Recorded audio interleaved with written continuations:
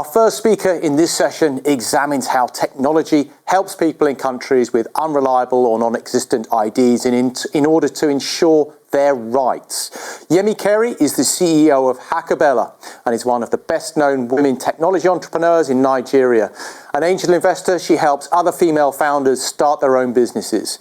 Yemi has decades of experience with using technology to improve access to services and creating new opportunities for entrepreneurs.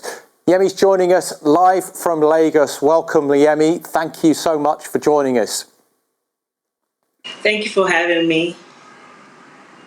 Delighted you could join us. So let's start with the first question around Nigeria's reputation for having a high degree of identity fraud. How widespread is the issue and how do you fight it? Yes, it is one of the top countries where attacks originate. As outside Russia, China, and Eastern Europe. For Nigeria, you would say that 90% of the attacks are predominantly financially motivated. We have a very youthful and vibrant youth population, and they are also very tech savvy. But environmental circumstances do drive people into doing different things to enable them to survive. In Nigeria, the one of the most common theft that originates from here is the scams and the scams and the publishing attacks really that occur with the banks and people's identity. What the banks and financial institutions do in Nigeria is to try and do a lot of more encryption of their data. They also do a lot of education of customers. So you would get mails from your banks to try and educate you and say, we would not ask for your password. Do not give your passwords to any by email, things like that. And then when new attacks come out, they also try and share those attacks with people. One of the things that the businesses also do here is outsource their security of their companies to specialized companies that really take care of cyber security and cyber attacks, so that those are the companies that have the capacity and the capabilities to continue to monitor the rates of new cyber attacks and all of these things. Companies also do implement the ISO standards to enable them, keep up and make sure that their security checks are all in place. So those are the different things that companies do, and individuals have to also be mindful and take the responsibility of keeping their passwords and their tokens and their pins to themselves. You mentioned banking there, Yemi, and many countries, African countries, have superior mobile application when it comes to financial services compared to the US or Europe. Tell us a little bit how that technology has developed over the past years and what the benefits have been for Nigerians. Okay, this is a major function of in the last decade of the onset of internet and the 3G and the 4G and the growth of it on the continent.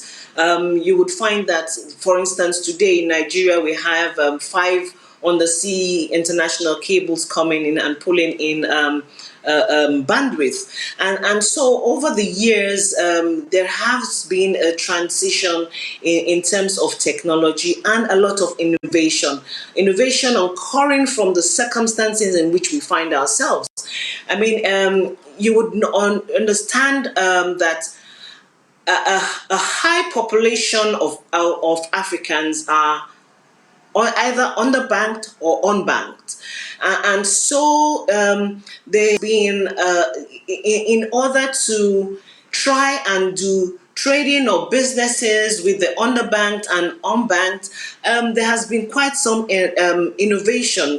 For example, in 2007, when the M-Pesa came out in Kenya, we call it the Kenyan revolution of M-Pesa, because the telco companies brought out an application that was rolled out and served the underbanked and allowed them and enabled them to do all sorts of mobile banking transactions through their mobile technology, and that really had a domino effect and rolled over into countries like Tanzania, the DRC, Mozambique, Ghana, Egypt, as far as Afghanistan, and also South Africa. So the sort of services that were available to the underbanked and the unbanked included things like their mobile application, which allowed for transactions. You had things like investments being done by the mobile phone, by the mobile app. You had the mobile SMS, which you didn't have to have a smartphone or internet for you to be able to have push messages or your OTP. And then you had things like the USSD, that is the unstructured supplementary service data, which is very common in the developing countries nowadays. These were all a function of the economy and the offshoot in the financial institutions. So now, within the mobile banking economy ecosystem on the continent, there has been an increment in how things are being done in terms of how we do identity. Because these applications are for the lower, I would say, lower cadre of the market. The regulators have been able to allow for you to do your KYC in such a way that you do not need as many verifiable documents for you to be able to do that. So it has really penetrated, and it's really a growing part of the ecosystem on the continent. Really interested to get your thoughts on there's such a vibrant startup community in Nigeria and elsewhere, West Africa, South Africa and East Africa. How do those founders cope with the trust challenges, both in terms of the technology but also client identification? Yes, there is a vibrant startup community because of the youthful population, the increase in smartphone penetration. I think we have about 83% of our population. And of course, the focus on the regulatory drive to increase financial inclusion and drive a cashless payment society has all galvanized into a thriving fintech sector. In Nigeria, now we have about 200 fintech standalone companies, and it's growing. In terms of how they cope with trust issues, both in the tech space and also and the client's identification, they really do cater for the lower tier accounts. The lower part of the community. That they provide the services for. One of the critical things in terms of trust is that the speed at which they provide the services. So one of the Deloitte surveys inquired about how they were able to sustain a lot of the trust of their clients. And the results show that it was because of the access and also because of the convenience. So apart from you providing a service, it must actually meet the terms and that is more convenient for the customers. So those are really critical things in terms of how do they do the client identification. Now we've talked about I mean, 99 million adults. In 99 million adults in Nigeria, for instance, about 36 of them are unbanked. About 14 million are on the banked. And these are the areas in which the fintechs really provide the services. How do they do the identification? Now, one of the things is that they do, there's what we call native isusu or ajo. Those are, you have somebody you trust in your community that you go on a daily basis to give money to, that keeps your money until a particular time that has been agreed, and then you collect it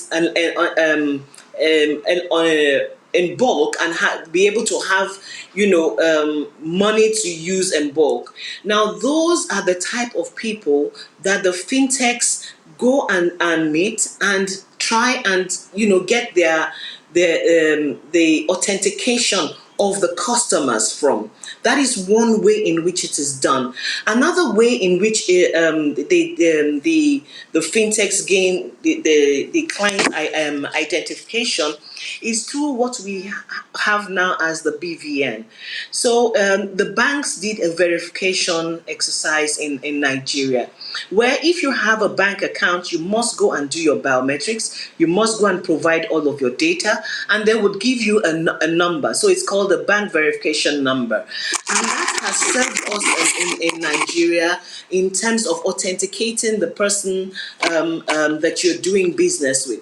So a lot of companies, fintechs, would rely on you providing them your bank verification number for you to be a client of theirs. So that has been one of the major innovations in Nigeria, and it has been a source with which we have relied on, because it's there was a cooperation between the Nigerian interbank settlement system that ran the BVN and the telcos. So if you have a phone number, you need to authenticate yourself by providing that your bank identification number.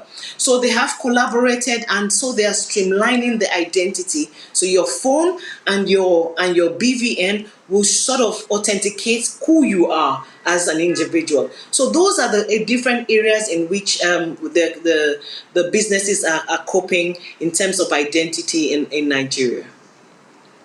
Yeah, that's really interesting to sort of hear your thoughts on the startup ecosystem. It really is so vibrant.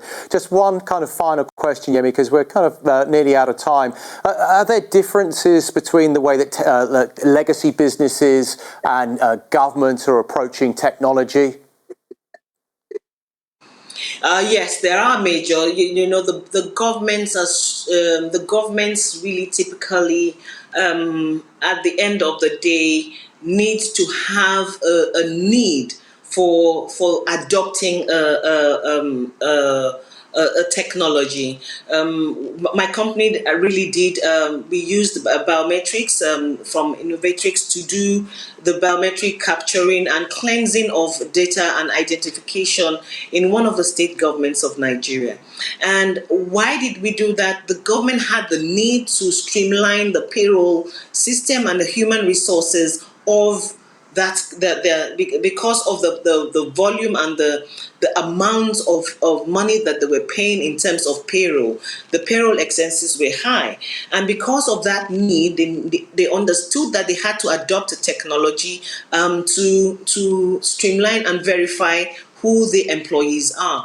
So in terms of Nigeria as a country as a whole, have decided that they want to drive a digital economy, and because of that, they have asked that we should all go and get our national identity number.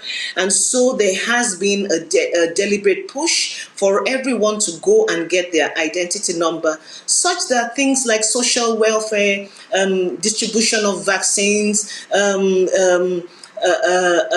security issues, healthcare, education, and even the voting of the political class can be very much made easier. However, on the private sector side, the adoption of technology is driven by the strategy of the business. Do they want to grow? Are they leveraging on technology to expand into other territories? Are they leveraging on technology to improve their products and their services? So it is there are different drivers for both for the private and the public sector in adoption of technology. Yeah, very interesting to hear what you were saying there about national ID numbers, especially in light of what Tavi and Tarvik were talking about earlier on. So very excited to have you back later and get into that maybe. So thank you so much for your time.